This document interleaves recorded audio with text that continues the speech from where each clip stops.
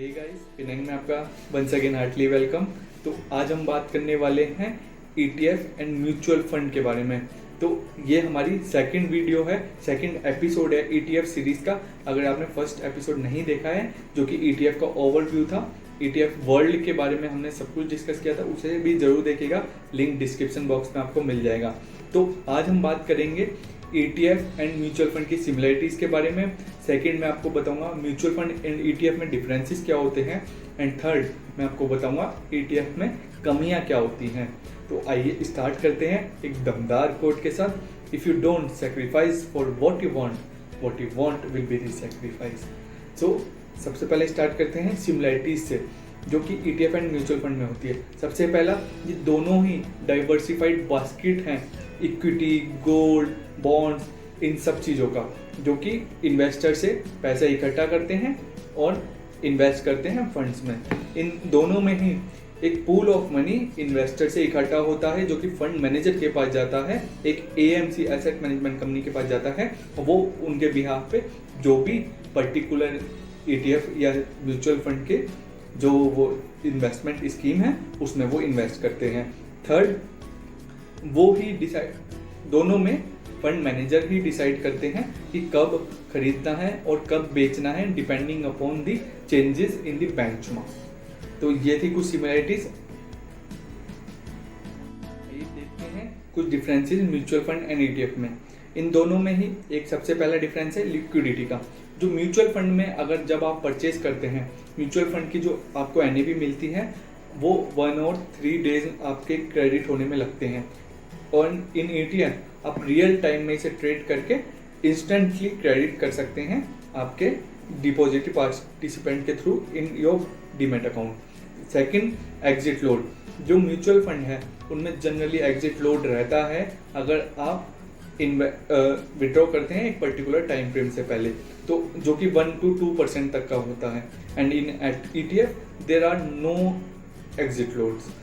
Second, cash holding.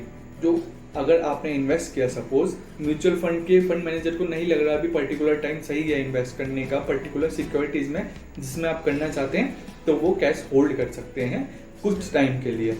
Definitely they will definitely put that cash into the security, but for a time being वो hold कर लेते हैं। But in ETF आप direct जैसे कि exchanges से बाय करते हैं, तो आपको डायरेक्ट ETF में इन्वेस्टमेंट हो जाता है, एक्सपोजर मिल जाता है। एंड अब बात करते हैं ट्रांसपेरेंसी की। In mutual fund comparatively less transparency होती है। और ऐसा मैं क्यों बोल रहा हूँ, क्योंकि जो NAV है वो once in a day publish होती है after the market hours. And जो आपकी प्रॉफिट एंड लॉस स्टेटमेंट होती हैं वो भी इन अ मंथ और इन अ क्वार्टर एक बार ही पब्लिश की जाती है। एंड इन ETF आप रियल टाइम बेसिस पे जैसे कि ट्रेड करते हैं, तो रेगुलरली आप NAV हर टाइम में, हर सेकंड, मिनट्स में आप उसे देख सकते हैं। और जो इसकी स्टेटमेंट है वो भी रियल टाइम में ही आप डीमैट अकाउंट में देख सकते हैं। अब बात करते हैं फीस और एक्सपेंस की म्यूचुअल फंड एंड ETF में। जो म्यूचुअल फंड में फीस एंड एक्सपेंस होता है वो बेयरली हाई रहता है एज कम्पेयर टू ETF, क्योंकि म्यूचुअल फंड की एसेट मैनेजमेंट जो कंपनी होती है और जो उसके फंड मैनेजर्स होते हैं उन्हें काफ़ी मेहनत मशक्कत करनी पड़ती है सिक्योरिटीज़ को एनालाइज करने में। और वैसे भी म्यूचुअल फंड की वेराइटीज़ काफ़ी ज़्यादा होती हैं। And on the other hand ETF की वेराइटीज़ काफ़ी लिमिटेड हैं और ये जनरली पैसिवली मैनेज इंडेक्स को ही ट्रैक करता है। तो इसमें जो एक्सपेंस रेशो होता है वो होता है समवेयर अराउंड 0.05, जैसे कि हमने उसमें देखा था ICICI प्रूडेंशियल के निफ्टी ETF में, उसमें 0.05% का था एनुअलाइज एक्सपेंस रेशो, और ये जाता है अप टू 0.6 to 0.8% तक। तो ये थे कुछ differences ETF and mutual fund में। अब मैं आपको बताता हूँ कि जो ETF में कुछ थोड़ी सी कमी होती है वो भी हमें जानना जरूरी है। तो ETF में डिफरेंस होता है इंडेक्स और ETF के रिटर्न्स में। वो कैसे होता है, वो क्योंकि एक्सपेंस रेशो की वजह से होता है। अब लेट सपोज आपने इन्वेस्ट किया था निफ्टी में इन 2010, ठीक है, तो जो कि निफ्टी ग्रो किया है 2010 से 2021 तक अभी तक, तो और ETF ICICI प्रूडेंशियल का निफ्टी ETF भी ग्रो किया है, तो उसमें से जो एक्सपेंस रेशो डिडक्ट हुआ है तो वो रिटर्न्स के बीच में थोड़ा सा मार्जिनल डिफरेंस क्रिएट कर देता है। सेकंड, SIPs कन्वीनियंट नहीं होती है ईटीएफ में जैसे कि म्यूचुअल फंड में होती है, क्योंकि रियल टाइम में ट्रेड करता है।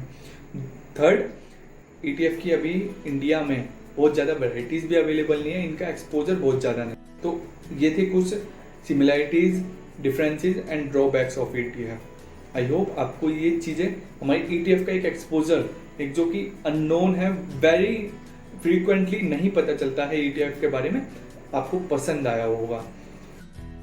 मिलेंगे एक नए वीडियो में, जब तक के लिए stay safe, stay healthy and financial wisdom को स्प्रेड करने में हमारे साथ देने के लिए बहुत बहुत धन्यवाद। Umang Agarwal signing off, bye bye.